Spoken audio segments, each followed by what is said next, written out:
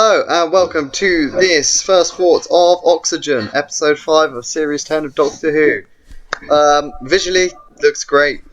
Yes, it looks very nice. The beginning with the space bit outdoors was just incredible. Yeah, no, I mean there wasn't a lot of variation per se, but I guess they focused it more on making what they had, look really nice.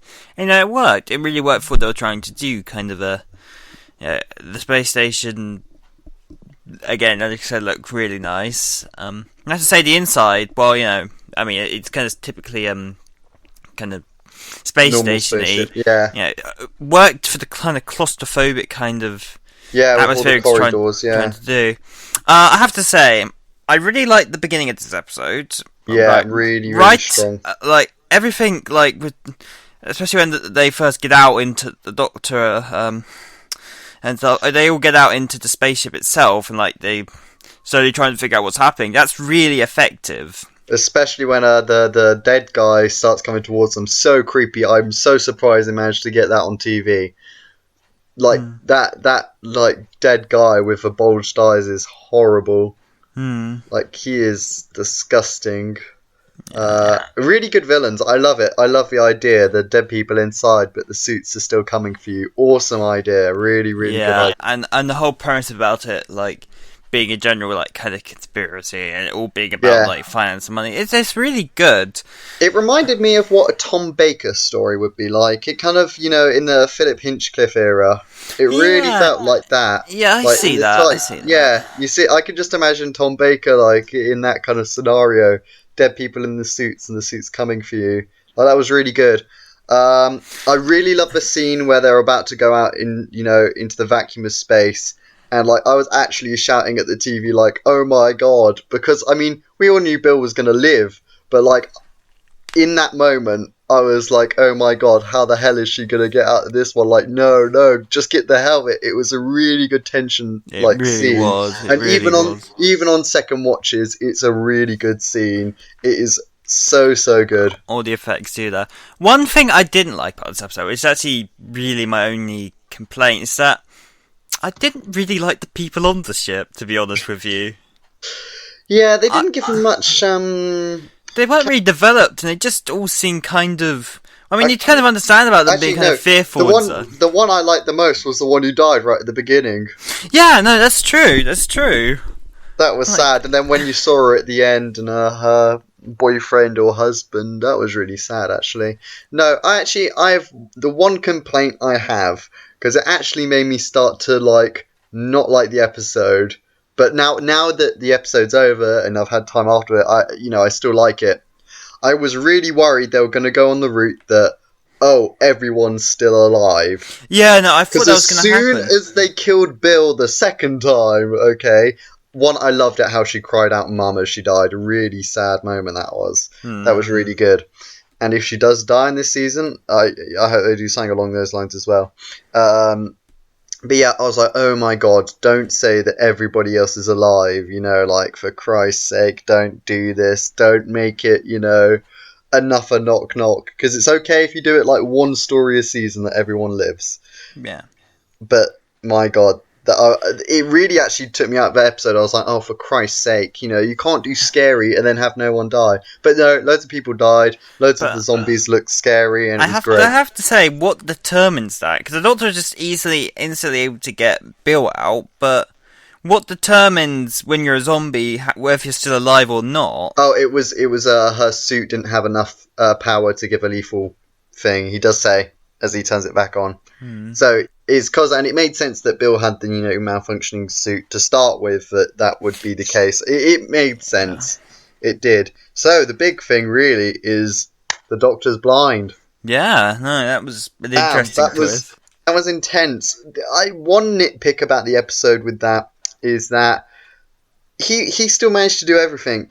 He had no difficulty while being blind. He was still kind of pretty much perfect. Well, yeah, but that's it's kind of because it's the Doctor. Had it been a two-parter, they could have really played out the blindness. But because it was one part, But I like how they got rid of a Sonic and they got rid of a TARDIS pretty early on, because I was like, oh well, that's easy. You could just get the spacesuits, you know. Yeah, no. So like, It's kind of the whole. Well, the Sonic can be used for everything, so why have yeah, it? like Yeah, I'm like, oh well, you know, I was like, oh well, you know, the Sonic screwdriver could just pay for more oxygen, you know, is what I was thinking. Boom, they got rid of it, perfect. I was like, oh yes, that makes it more I mean, difficult. how they never explain how you and like what kind of systems they use to pay for oxygen.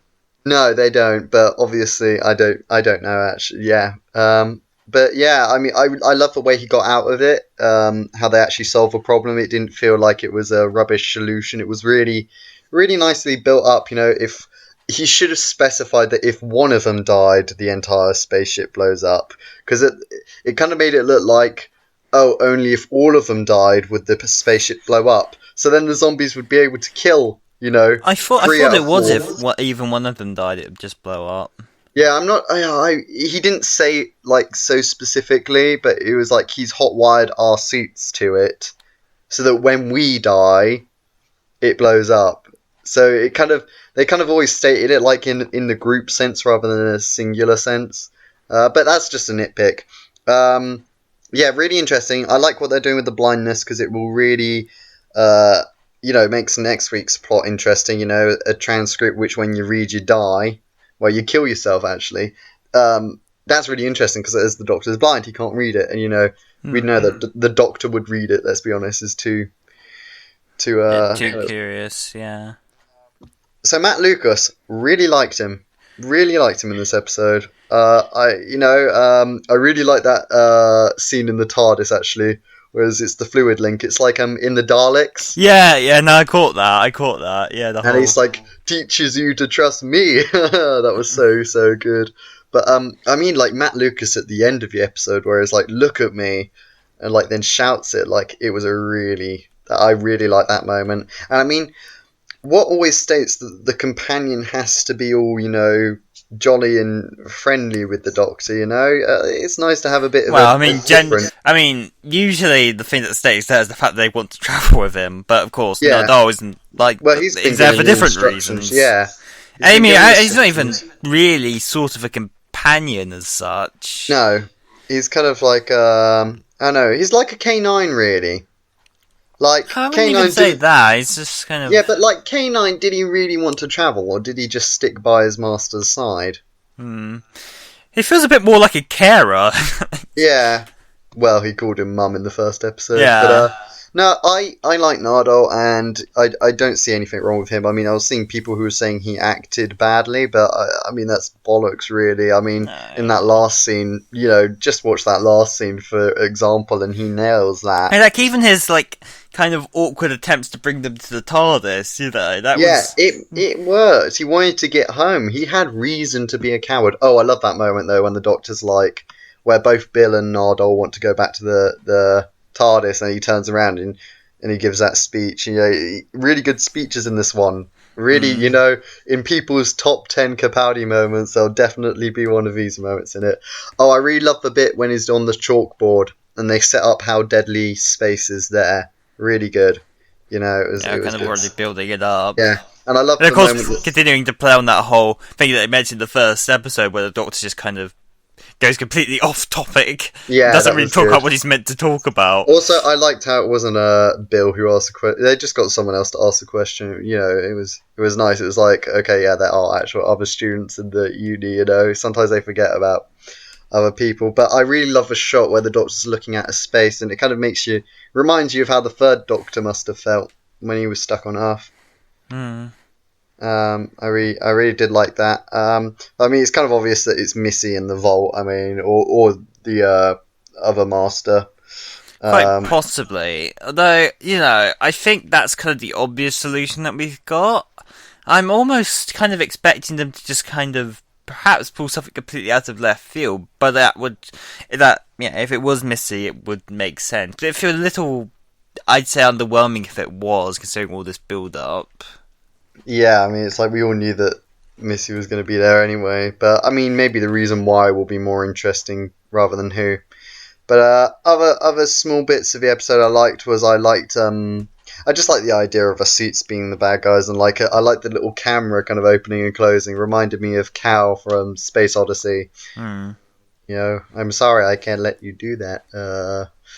And when Bill was breathing faster, how the kind of like the force field kind of flashed over her, so it was like showing how many breaths she was using. It Hmm. was good stuff. I don't get why they used the blue alien, Dahan or whatever it was. Yeah, no, that was kind of like I know what they were trying to do with him, like kind of try to make subvert the whole kind of racist kind of different species kind of thing, but it kind of became pointless. Especially Considering as he how little dies. he was on screen, how fast Yeah, he died, and like it just serves as a distraction and an odd point in the episode rather than anything that added to anything really. but yeah, I'd say this episode is as strong as Flatline and Mummy on the Orient Express, really. So Not quite. I wouldn't say it was quite that strong, but I thought it was. It's up there, but I it's guess not to you that need level to to me.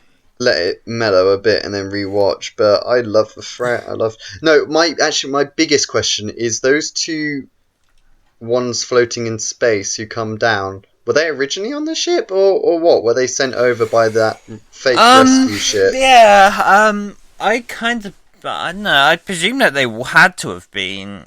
I think Yeah, because it like confused me. I think they all the people other than the doctor that came to the ship, I think were already on the ship. I don't know why they were floating in space. Perhaps that's how they died in the first place, and just kind of floated back at some Well, point. no, They were sent back, I guess. it was the message. Yeah. Also, I want to know how the guy survived and his wife didn't, because I mean, they were coming towards him. I guess he got through that lock or something. Yeah, lock. And then the suits didn't get the message to kill them. Something like that. Yeah, But yeah, probably. I did love that shot actually when he's like looking out and then the helmet just comes in like the top corner.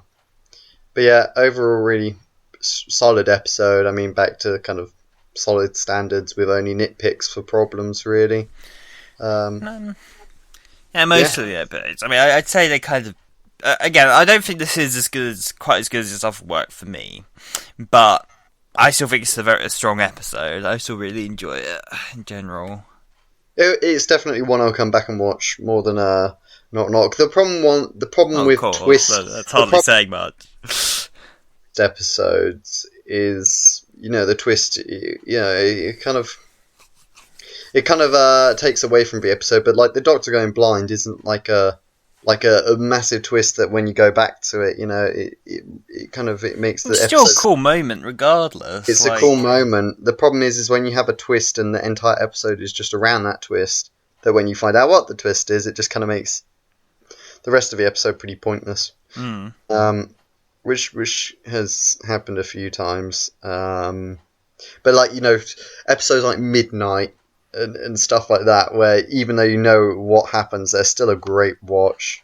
They're still creepy. Midnight is scarier than Blink. I just want to state that there now. Like on rewatches, Midnight is still scarier. Reason why you actually never find out what that creature is. mm. Still don't know, and that's what's far more scarier. Um, and That yeah, helps. Yeah. but I love the costume design of the suits actually as well, and I liked all the posters like "Save Your Breath" and all that. I liked how it I actually. guess in this story, you never quite find out. Like, you never really find out the company that's behind all this. No, Really, all we do they is just kind of mention the yeah, vague employers, or yeah. it's It kind of like. makes you. And it's like you It kind of question like what kind of society allowed this to happen, and also like what kind of capitalism. company. Yeah, I know. Well, that's in general, but I like guess. Well, actually, they did actually have all the logos on it, so you can actually see the company name. I just can't remember what it is off the top of my head, but it was on their suits. But yeah, I think step up definitely. I'd say very, very solid season so far. I mean, Knock Knock, yeah, probably the weakest so far of them all. But I mean, with Thin Ice and Oxygen, I mean, they're setting the bar quite high, really. hmm. Those two are my favourites so far. I mean, even Smile was good, and the pilot I enjoyed. Yeah, I mean, on to next week with Extremis, really. I mean, bring it on. I just hope it's Good. Well, Really? duh. I mean, no, I hope it's bad. The problem is when it's 3 episodes, the first one really needs to set it up. Like Utopia was so good that it set up the next part. Yeah. You know, well, but if the first part of a 2-part story or a 3-part story is weak, it's like you go into next week not expecting much, which it should be completely the Which, if opposite. it is better, then it does, sometimes kind of help in some ways. Like, Yeah, but I mean, the first episode you kind of always want to be yeah, of kind of in course, some of ways course. a bit stronger, No, especially. I'd almost say that having a weaker second part is almost worse because, like, you build it Yeah, all it's up, true. you get something that could be really good, and then it just kind of lets you down. So, Dark Death in Heaven, Water, Heaven Heaven, Sent. Hellbent. Um, Oh dear. Yeah, but I mean, there you go. Really, it's kind of can't control that. So, thank you very much for listening to our thoughts on Oxygen. Tell us what you thought below of it. Is it your favourite Jamie Matheison one? I mean, it's definitely one of the best New Who writers that we've had, and I really hope he comes back for the new Doctor because he's kind of. I mean, I like the girl who died. Yeah, I don't mind that one too much. I mean, a lot of people didn't like it, but I enjoyed the kind of different style to it. But I think Jamie Matheson's definitely stick to scarier ones or ones with smart monsters. But yeah, thank you very much for listening. Bye. boy.